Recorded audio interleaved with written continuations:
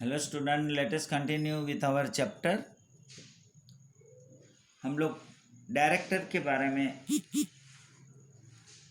जान रहे हैं, पढ़ रहे हैं उसके बारे में।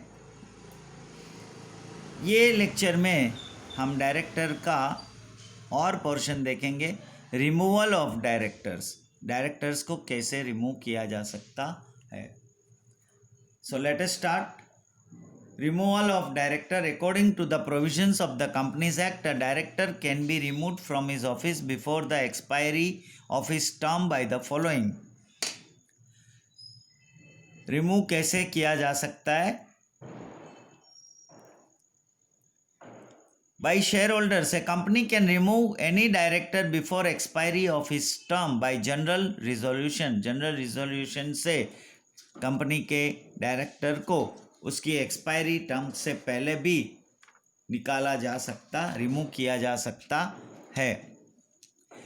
डायरेक्टर अपॉइंटेड बाय गवर्नमेंट और tribunal can not remove by share holders. अगर जो डायरेक्टर गवर्नमेंट या ट्रिब्यूनल से अपॉइंट हुआ है तो उसको शेयर होल्डर नहीं रिमूव कर सकते।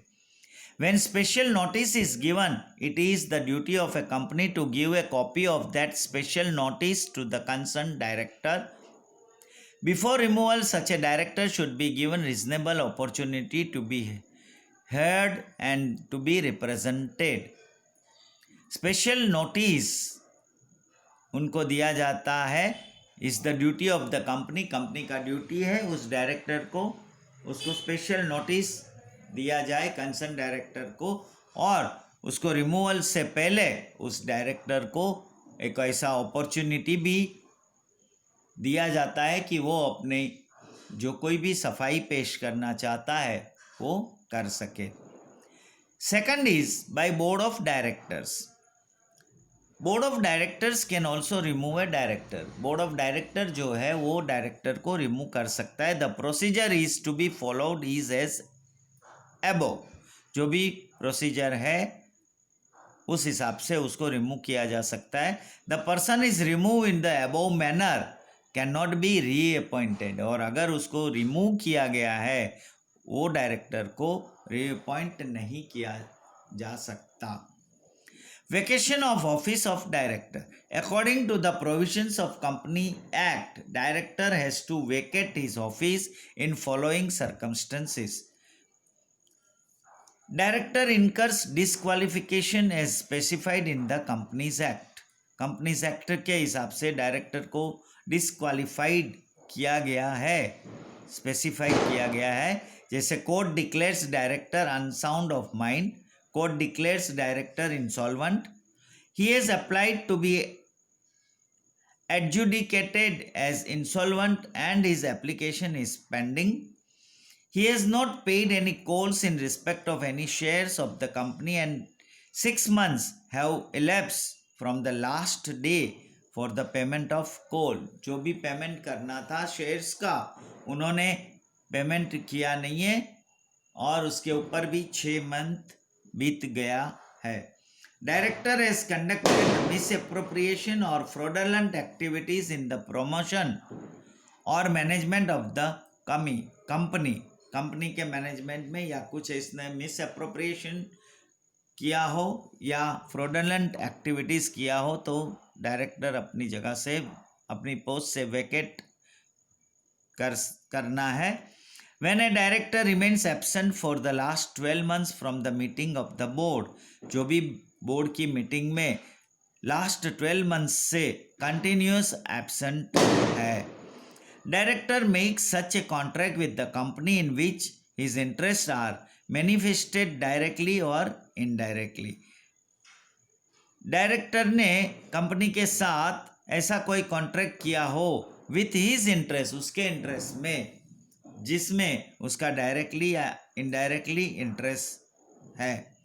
When he fails to make disclosure to the board of directors with regard to any contract with the company in which he is interested, कोई भी कंपनी के साथ ऐसा कोई कॉन्ट्रैक्ट किया हुआ हो तो बोर्ड ऑफ डायरेक्टर्स को उसने डिस्क्लोज नहीं किया। When he has been disqualified by a court of law, अगर वो कोर्ट ऑफ लॉ से वो डिस्क्वालिफाइड हुआ हो। Director has been convicted by court and sentenced for more than 6 months imprisonment for an offense involving moral turpitude.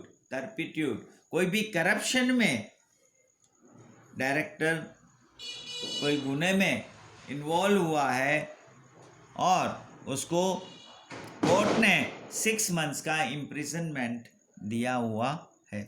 If a person continues to act as a director even after being aware of his disqualification, he is liable to imprisonment and penalty. अगर director disqualified हुआ है, उसको पता है, फिर भी वो अपना एक्ट कंटिन्यू करता है, तो वो इम्प्रिजनमेंट या पेनल्टीज के लिए वो डायरेक्टर लाइबल है, पनिशेबल है. Authorities, duties and responsibilities of directors. Directors की ऑथोरिटी क्या है, उसकी रिस्पॉन्सिबिलिटीज क्या है और ड्यूटीज क्या है.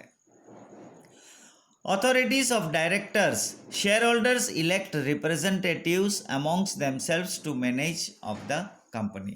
कंपनी को मैनेज करने के लिए शेयर होल्डर्स लोग जो है वो अपना रिप्रेजेंटेटिव इलेक्ट करते हैं. Directors enjoy special status in the management of the company. Company के मैनेजमेंट में डायरेक्टर्स का जो स्टेटस है वो स्पेशल स्टेटस होता है. As they are representative of share holders. वो जबकि शेयर होल्डर्स का रिप्रेजेंटेटिव्स है. So a relationship of agent principal is created. और इसके लिए जो उसके साथ जो रिलेशनशिप है वो क्रिएट होता है. As per the provisions of the companies act. Provisions act, companies act के प्रोविजंस के मुताबिक it is essential for a board of directors to take consent for certain actions from the share holders. Thus share holders are considered supreme authority. और इसके लिए share holders जो है वो supreme authority है. The board of directors takes of decision in form of a resolution through majority. और board of directors जो भी डिसीजन लेता है वो एक मेजोरिटी से रिजोल्यूशन पास करके लेता है. As the directors are favour in number generally dispute do not arise among them. For fundamental decisions, unanimity is necessary. Company is an artificial person and it possesses all authority by the Companies Act. Company जो है वो एक artificial person है और companies act में जो authority दिया है वही उसको पजेस है. The board of directors acquire powers through 3 ways. Board of directors को जो पावर मिलता है वो 3 तरीके से मिलता है. In accordance with the companies act. Companies act में जो दिया हुआ है. In accordance with the memorandum of association of the company. Company का जो मेमोरेंडम ऑफ एसोसिएशन है उसमें जो मेंशन किया है उस हिसाब से. एंड तीसरा जो है in accordance with the articles of association. जो आर्टिकल्स ऑफ एसोसिएशन में जो मेंशन किया है उस हिसाब से. Power assign by the companies act to directors. क्या पावर उसको असाइन किया गया है. The board of director passes a resolution in the meeting and acquires the following powers. वो बोर्ड ऑफ डायरेक्टर्स की मीटिंग में रेजोल्यूशन पास करके ये जो नीचे दिए गए हुए हैं वो पावर्स एक्वायर करता है. To issue and allot shares of the company. Company का शेयर्स इश्यू करने का और अलॉट करने का उसको पावर है. To make calls on shareholders in respect to unpaid money. जो भी अनपेड मनी होगा शेयर होल्डर्स का उसका कॉल्स करना है, मतलब उसका पैसा कलेक्ट करना है. To authorise buyback of securities. To issue debentures and other securities whether in India और आउटसाइड इंडिया. इंडिया में और आउटसाइड इंडिया में डिबेंचर्स इश्यू और कोई अदर सिक्योरिटीज है तो उसको इश्यू कर सकता है. To borrow money on behalf of the company, company के बिहाफ में मनी को बोरो कर सकता है। To invest funds of the company, company के फंड्स को इन्वेस्ट कर सकता है। To declare interim dividend, interim dividend को डिक्लेयर करता है। To determine proportion of dividend on the basis of profit earned by the company, जो कंपनी का प्रॉफिट हुआ है उस बेसिस पे डिविडेंड का प्रोपोर्शन डिक्लेयर करता है। To appoint alternative directors and additional directors on temporary basis, temporary basis पे ये ऑल्टरनेट डायरेक्टर या एडिशनल डायरेक्टर को अपॉइंट करता है। To grant loans, to give the guarantee for loan or to provide security for loan, loan को grant करता है, उस लोन का गारंटी देता है और उस लोन का सिक्योरिटी भी प्रोवाइड करता है। To approve financial statement and report of the board, financial statement को अप्रूव करके उसका रिपोर्ट जो है वो बोर्ड ऑफ डायरेक्टर्स को सबमिट करना है। To expand business of the company, company का बिजनेस को एक्सपांड करना है। टू अप्रूव अमेलगमेशन, रिकंस्ट्रक्शन और मर्जर, कंपनी का कुछ भी रिकंस्ट्रक्शन होना है, मर्जर होता है या अमेलगमेशन होता है, उसको अप्रूव करता है। To take over a company और acquire a control on an other company, any other matter which may be prescribe, कोई भी ऐसी कोई मैटर है जो प्रिस्क्राइब किया गया हुआ है उस हिसाब से ये बोर्ड ऑफ डायरेक्टर्स में एक रिजोल्यूशन पास करके लेता है।